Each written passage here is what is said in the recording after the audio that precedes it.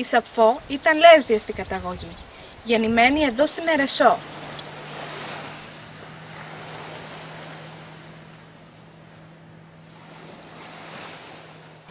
Στη Μυτιλήνη, η Σαπφώ συγκέντρωσε γύρω της νεαρές όμορφες γυναίκες από την αριστοκρατία του νησιού και των μικρασιατικών πόλεων για να τους διδάξει τις τέχνες της μουσικής και της ποίησης στην υπηρεσία της Αφροδίτης και των μουσών.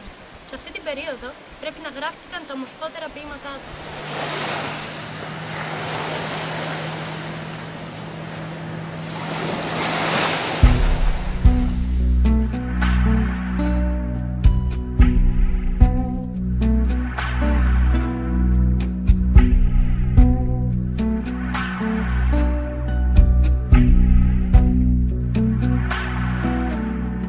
Αθάνατη Αφροδίτη του Διός κόρη,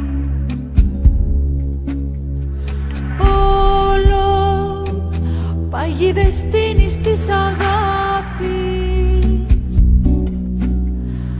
Δέσποινα παρακαλώ, μην αχαρείς, μη ρίχνεις άλλο βάρος από καημούς και πίκρες στην ψυχή μου.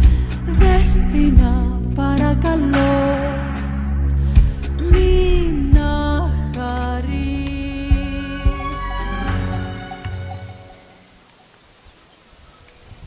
Στον ύπνο μου είδα ότι μιλούσα, λέει, με τη θεά Αφροδίτη. Έλα τώρα λοιπόν, βγάλε φωνή και μίλησε θεϊκή λύρα. Μούσες με το όμορφο μαλλί κι εσείς απαλές χάριτες του Διός κόρες, αγνές με το ρόδινο στα χέρια δέρμα, ξεπροβάλλετε από το χρυσό σας παλάτι. Όταν ολινυχτείς ο σκοτεινός ο ύπνος, τα μάτια κυριεύει και με καίει ο πόθος και μ' ανάβει σύγκορμη. Τι θέλω, μη δεν ξέρω, δύο γνώμες είναι μέσα μου, σταγόνα τη σταγόνα ο πόνος μέσα μου.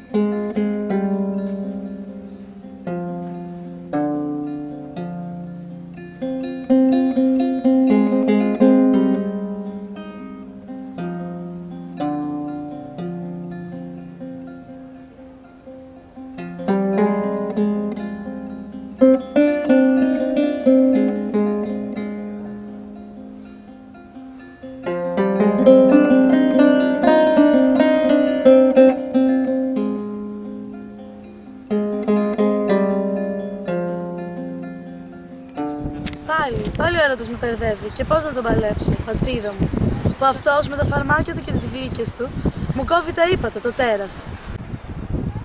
Αρχινό το τραγούδι μου με εθέρεα λόγια, μα γι' αυτό και απαλά στα ακούσματα την ομορφιά διακόνησα. Τι πιο μεγάλο θα μπορούσα, που με αξίωσαν οι μούσες, τη δική τους δύναμη δύνατας να λέω. Αλήθεια, σε μελούμενους καιρούς κάποιος θα βρίσκεται να με θυμάται εμένα. Γρήγορα η ώρα πέρασε, μεσάνυχτα κοντεύουν. Πάει το φεγγάρι, πάει και η δουλειά. Βασιλέψατε. Και μόνο εγώ, κοίτομαι εδώ, μονάχη και έρημη. Ο έρωτας που βάσανα μοιράζει, ο έρωτας που παραμύθια πλάθει. Μου πήρε την ψυχή μου και την τράνταξε. Ίδια καθώς αγέρας από τα βουνά, χυμάει μέσα στους δρύς, φυσομανώντας.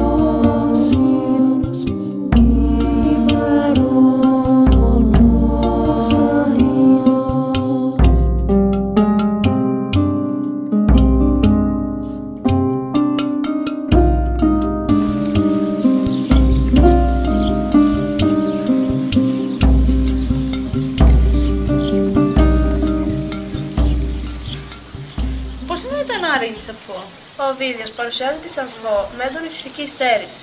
Κοντό ανάστημα και σκούρο δέρμα. Παρηγοριέται με τη δόξα του. Όμως, σε ένα γράμμα μιας μαθήτριάς της, διαβάζουμε: η Σαμφό, η πιο όμορφη από όλες τις γυναίκες, μας υποσχέθηκε ότι θα ξαναγυρίσει κοντά μας, όπως μια μητέρα στα αγαπημένα της παιδιά. Πάντως, σχεδόν σε όλες τις απεικονίσεις Σαμφού, στα αρχαία Αιγαία η ποιήτρια είναι κομψή, με περιποιημένη κόμη και πλεξούδες προς τα εμπρός.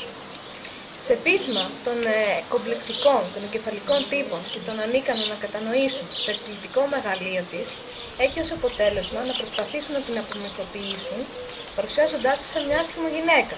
Η τέχνη όμως την αποκάθαρε και την παρουσίασε είτε μόνη της, είτε συνοδευόμενη από τον Αλκαίο, είτε βρισκόμενη ανάμεσα στον κύκλο των κοριτσιών της, αλλά πάντοτε απλή και γαλήνια και καλή.